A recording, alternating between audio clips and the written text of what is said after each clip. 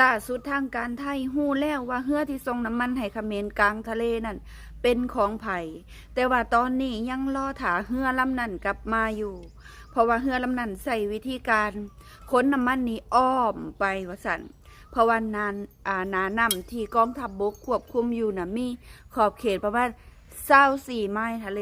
เรือลำนั้นอ้อมไปเกินกว่าหันพอส่งถ่ายน้ำมันแล้วก็สิอ้อมกลับมาหรือสิกลับมาพบกับกองทัพบกหรือจังใดก็ยังบ่ฮู้เนาะอันนี้แต่ว่าเพิ่นว่าพอฮู้แล้วว่าเรือลำนั้นเป็นของไผแล้วก็มีการกวดสอบเข้มข้นเนาะเรือทุกลำที่ลอยล่องแล่งอยู่กลางทะเลเป็นเวลาโดนนานก็มีการกวดสอบเรื่องนี้บ่ได้นิ่งนอนใจว่าซั่นเรื่องนี้เองก็เฮ็ดให้คนไทยสุดแสนจะเจ็บแสบเนาะเจ็บแสบบ่ได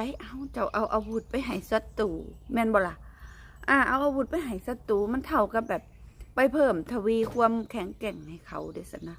แต่ถ้าว่าผลประโยชน์มันบ่เข้าไปออกไปมันมีมาแต่ประวัติศาสตร์เนิ่นนานมาแล้วเรื่องแบบนี้นะ